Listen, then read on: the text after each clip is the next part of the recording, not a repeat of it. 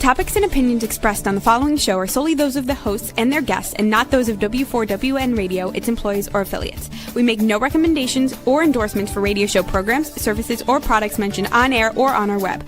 No liability, explicit or implied, shall be extended to W4WN Radio, its employees, or affiliates. Any questions or comments should be directed to those show hosts. Thank you for choosing W4WN Radio.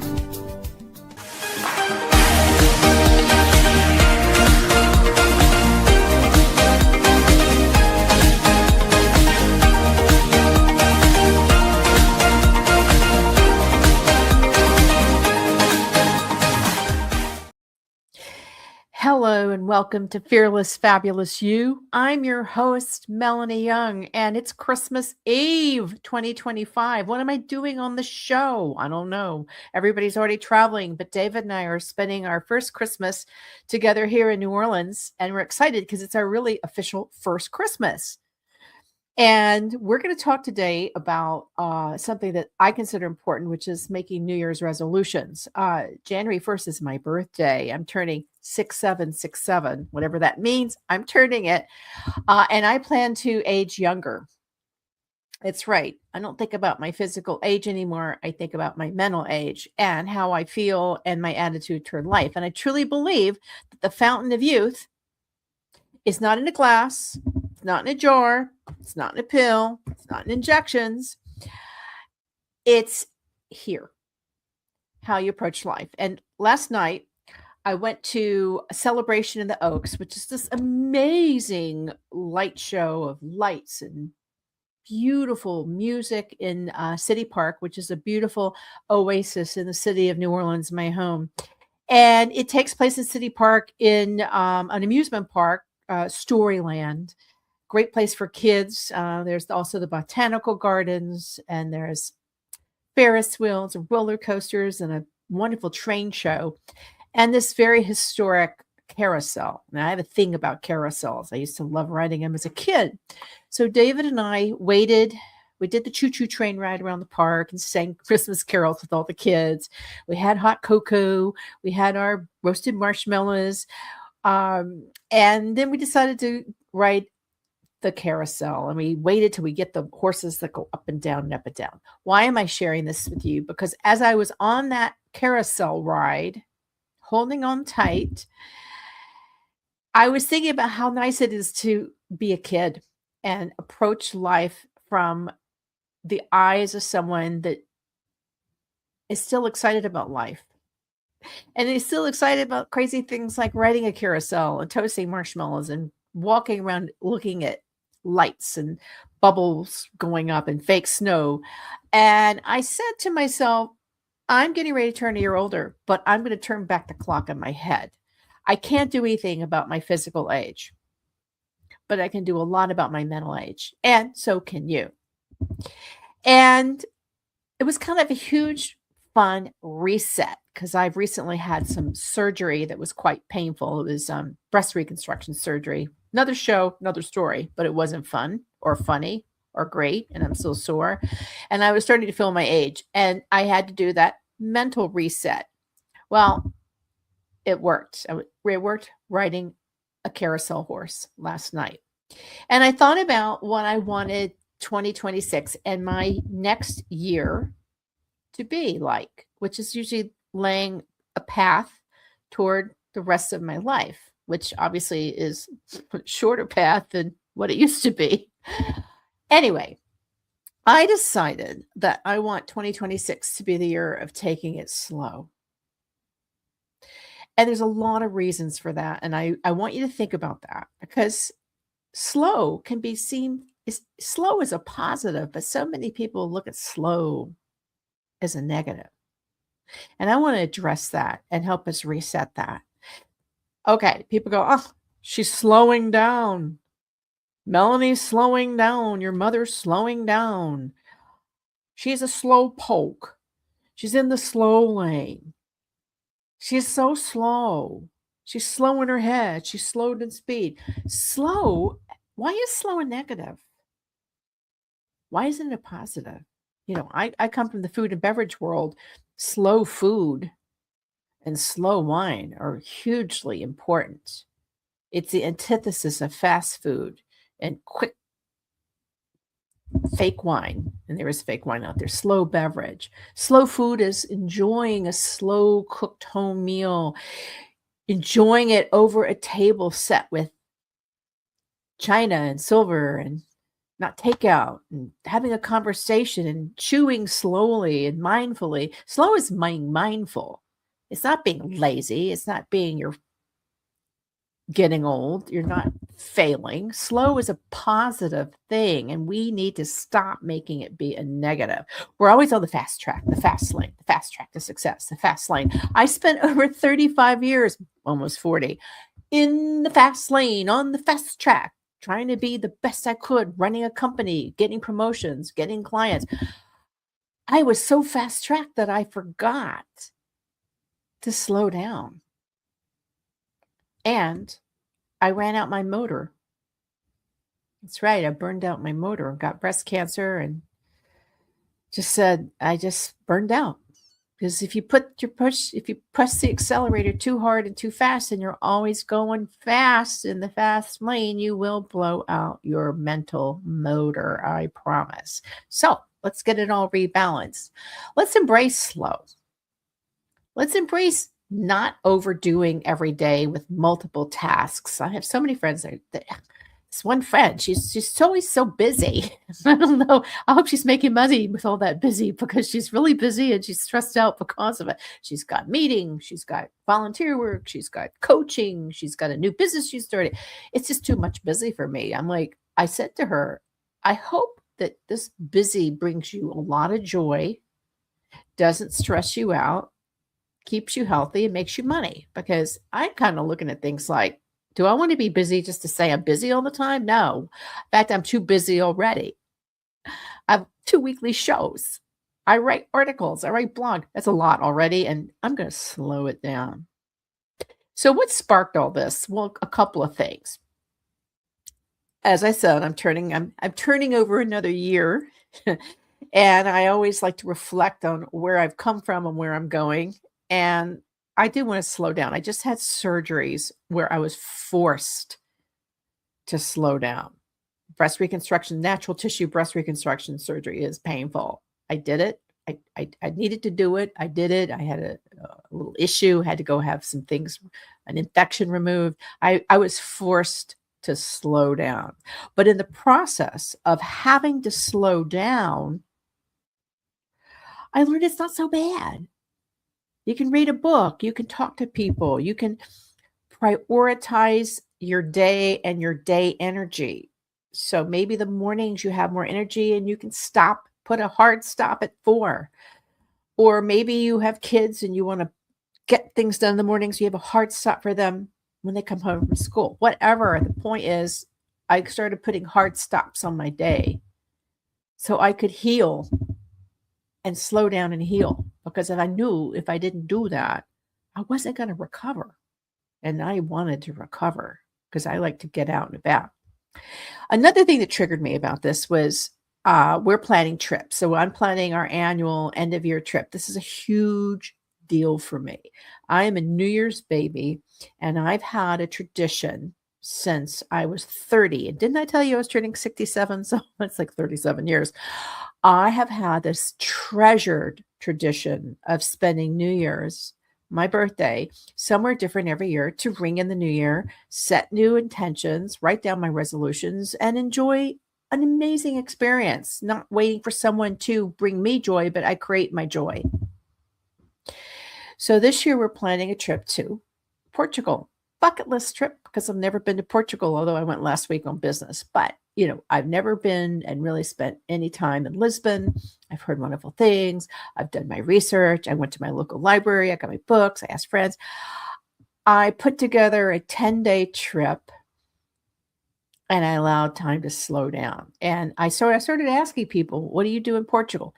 Anyway, people were sharing me itineraries where they were 1 day here and 1 day here and 1 day here and overnight here and half a day here. And they said, we like this because we like to take things slow when we travel. And I actually wrote somebody back. I said, I don't think you're taking anything slow. You have this jam-packed itinerary. You're spending one night in different places. What's so relaxing and slow about that?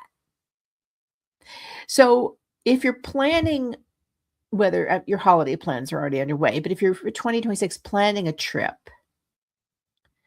do this if you can afford it. Obviously, budget always matters.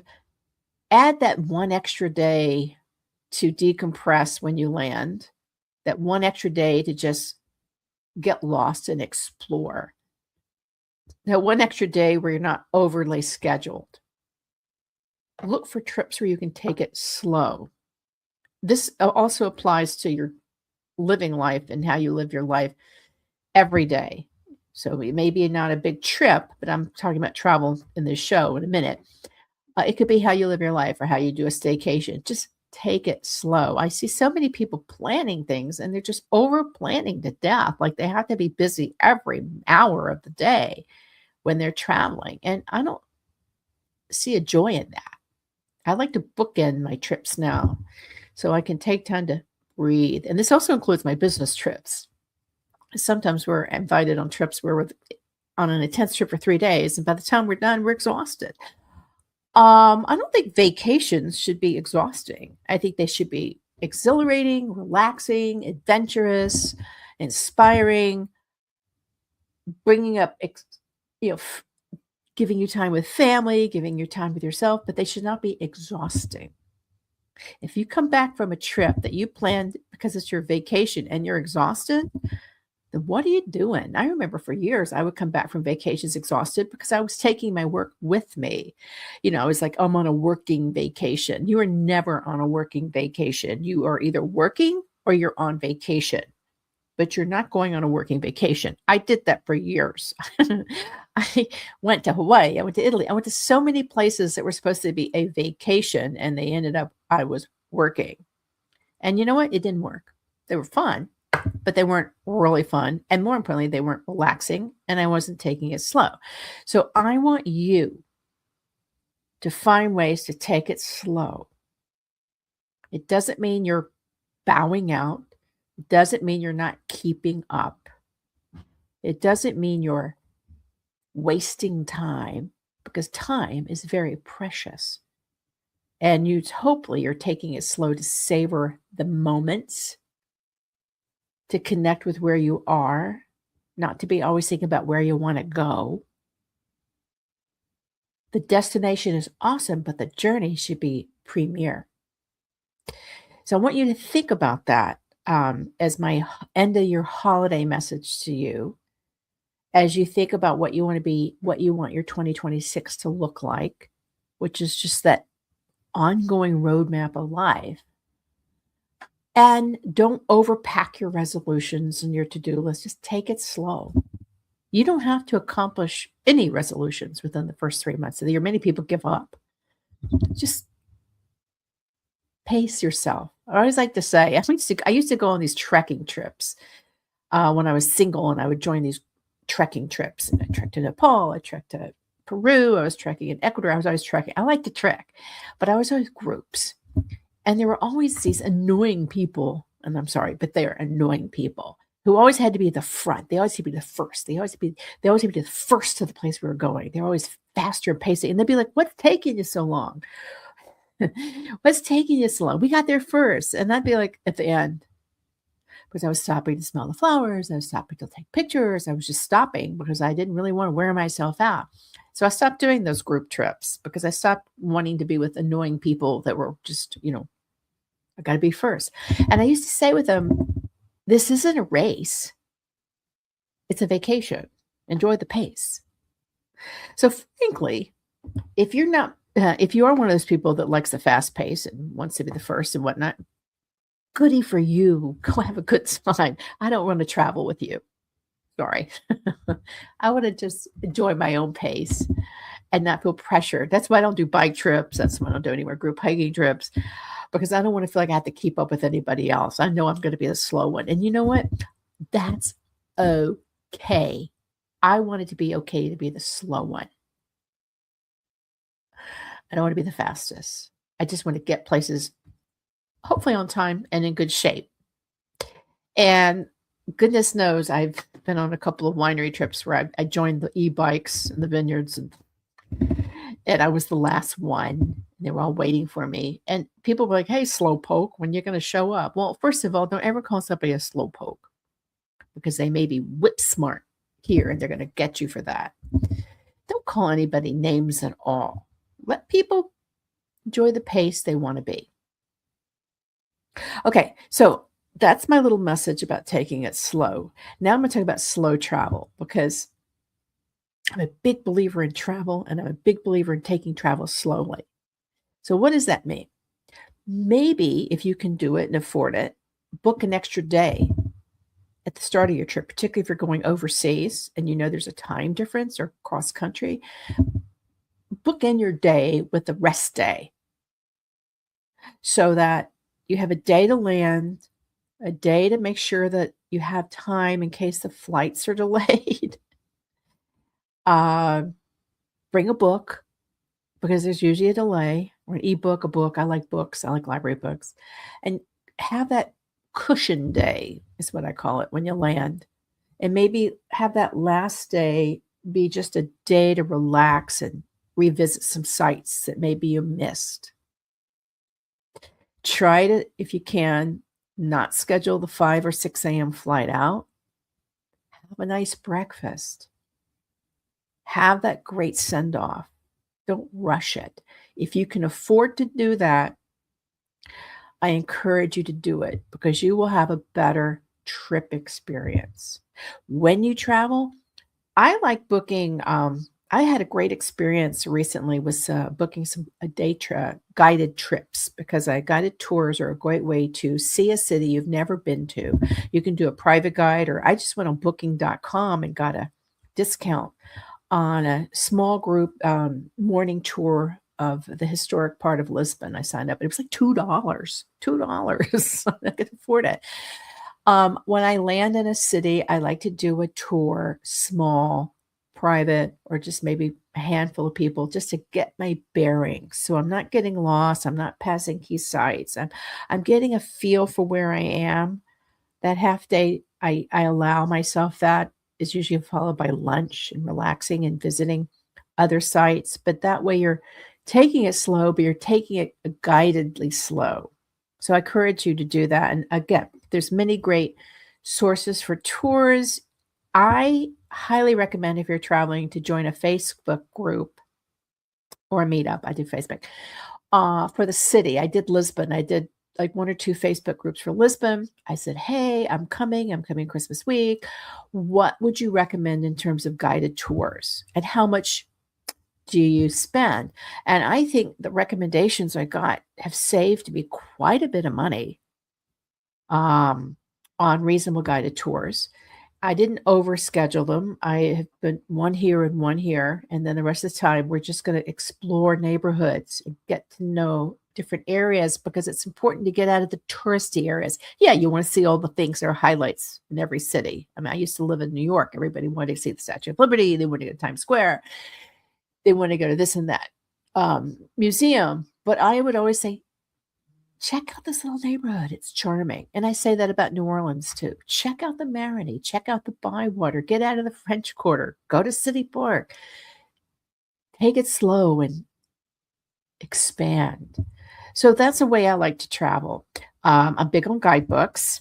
I've never been loyal to any guidebooks, but I just recently went to the library because I love my library card and picked up a Lonely Planet and a Rick Steves for Portugal. And I got to tell you, I've never listened to or followed Rick Steves, but I got to hand it to him. He's got some great information and free audio guides, which I plan to listen to.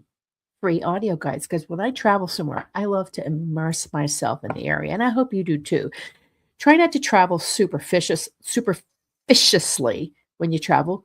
Go out and meet people, talk to locals. That's the only reason I've never done a cruise ship. And I'm not knocking cruise ships because right now, toward the end of the year, you can get some of the best deals on cruise ships ever, including free airfare on one of them. I think Norwegian Cruise Line has a free airfare offer to go to Asia.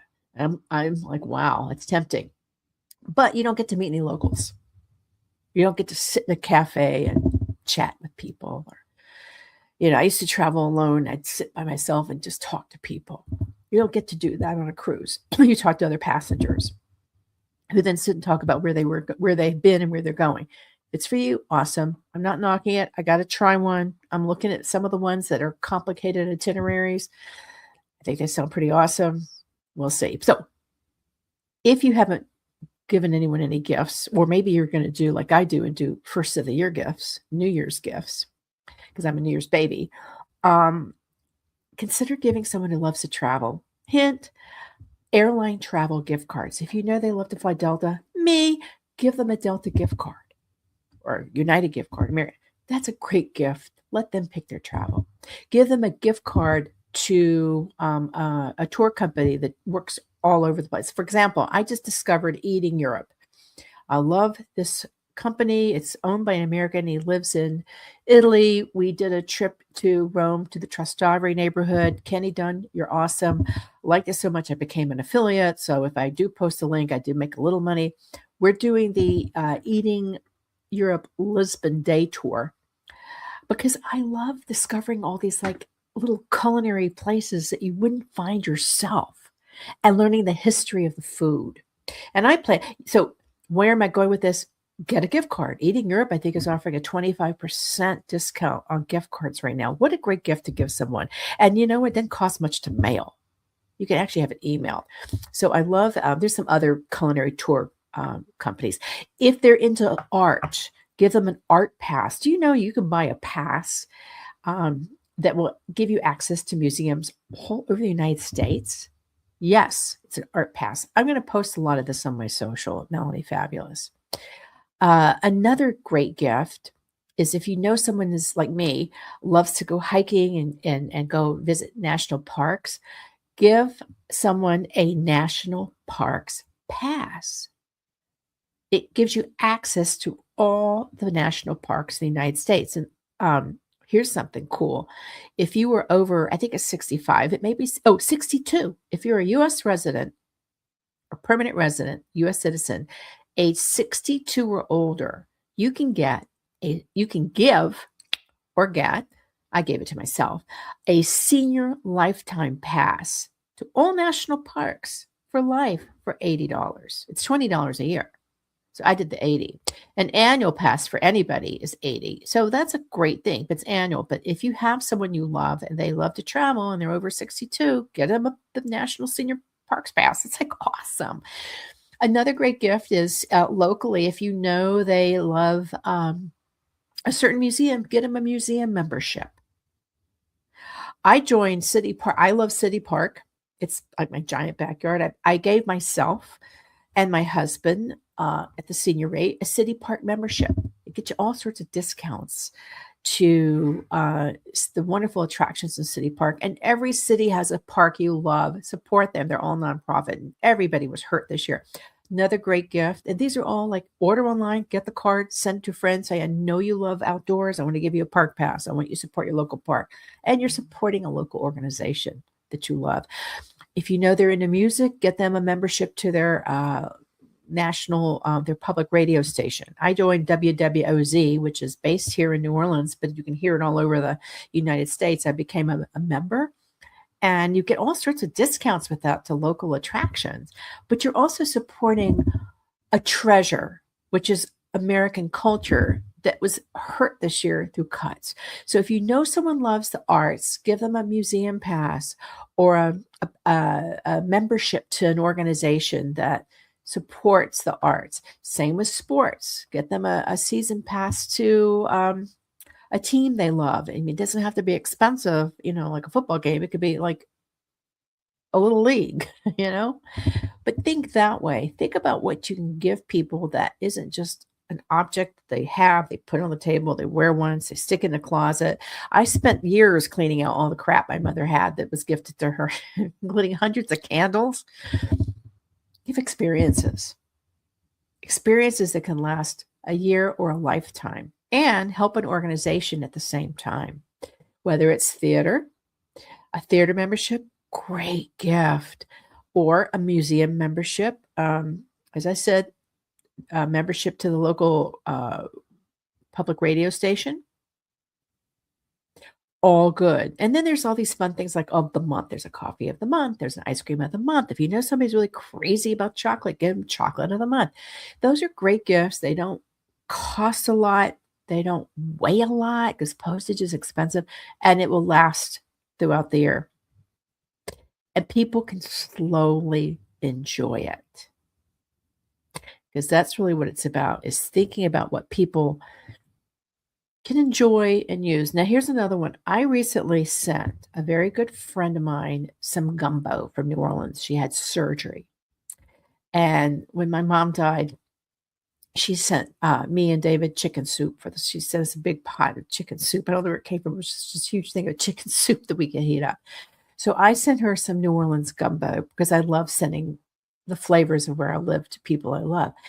And it was a very positive experience. She got a gumbo from Commander's Palace for $8. I think it was $89. So about 10 was shipping at $12 per person for this wonderful gumbo from one of the top rated restaurants in America.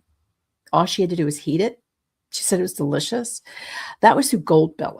A lot of my friends don't know who Goldbelly is. I'm actually so entranced by this company, and I have no business alliance to them, but they're offering a discount right now that I plan to use it more often to send local food to friends. It actually, Goldbelly, I think the founder's in New York, and I hope to interview him for the Connected Table, but it exploded and really provided restaurants who had been shuttered during COVID. It basically threw them a lifeline.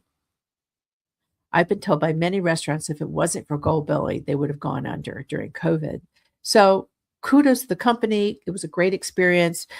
They basically deliver nationwide. You can, let's say you have somebody who lives in Tennessee and you want to, and maybe they're elsewhere, they're in college, you can send a Tennessee gift. I mean, the selection's incredible. I have no commercial relationship with Goldbelly. Wish I did.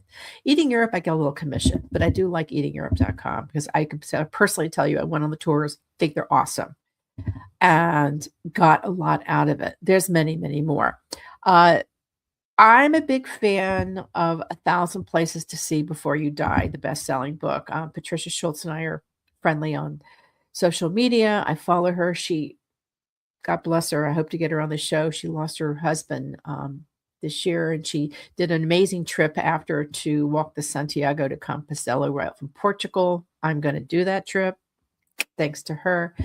She has amazing books for the armchair traveler, but she also has puzzles.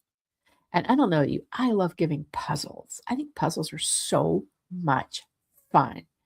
And so I'm probably going to get, she's doing 25% off right now, but you can go on 1000places.com and get your travel loving friend a puzzle or a guidebook. What a great gift. I don't know. I'm just such a traveler. I love books about travel. I love books, period. People sent me books about travel. I'm in. I love going on trips. I'm always looking for deals. I always on booking.com, which I just had a very positive experience with. Also hotels.com, all of them. I tend to be loyal to one airline because I want to go gold. I just wish that travel was easier once you get to the airport and people are not, it's difficult, but take it slow at the airport. So my tip is always leave an hour earlier than you planned. So I always leave 3 hours before a flight, 2.5 max, usually 3 to get there. If it's domestic, if it's international, I allow a lot more time. I can tell you that the New Orleans airport, and probably at your local airport, there are apps and QR codes where you can join and get discounts while you wait. Do it. I sometimes pick up local gifts at a store I love called Flirty Girl, FLEURTY Girl, local, wonderful, flirtygirl.com. I buy gifts to bring to people.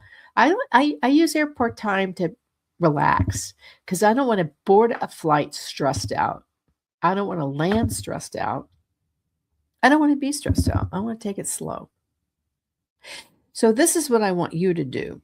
I want you to think about ways you can take it slow in how you approach life and what you do and how you pace yourself. And as Coco Chanel used to say, before you leave to go out, look in the mirror and figure out what one thing you can remove. Well, it's accessories, but I'm saying it's time too. What's the one or two things you can remove from your schedule so you can take it slow, whether you're at home, working from home, or running a home, or at work, or planning a trip? What's the one thing you can stop, toss, take it slow, or assign to someone else? I think slow is a good thing. I like it in my diet. I like it in my food. I like slow cooked meals. I love long, slow evenings with my husband, watching a movie, drinking wine. I don't like to guzzle. I don't like to gulp. I don't like to walk when I eat. I don't like to drive when I eat. I don't like to grab a bite. I don't like to see people walking with food. I like to just take it slow. I think that's a good thing. So I hope you have a wonderfully slow holiday and a fabulously slow start to the new year. And I encourage you to take it slow and see how it feels. If it feels right, awesome. If it doesn't, you gave it a try. You can speed up again. But it's okay to take it slow. And never criticize anyone who says, I just need to take it slow. It's their choice. And as always, as I like to end every show, which I'm going to be doing, you have a choice in how you want to live your life. Whether you want to take it slow or speed it up, whether you want to eat what you want or not, where you want to go, who you want to be friends with, you got a lot of choices. Choose them on your terms and not on the terms of others who want you to be focused on, they set standards on you. I said that wrong. Don't let others set standards for you to live by that you're not comfortable with. How's that? Choose to live life on your terms. Take it slow.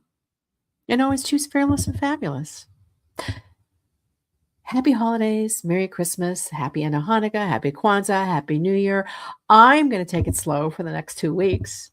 And you can listen to some amazing reruns on your favorite podcast channel. But I plan to take it slow and go into the new year well-paced because it's not a race. And I plan to add a year physically, but take a few years off mentally. I have many more carousels to ride. Thank you. Happy holidays.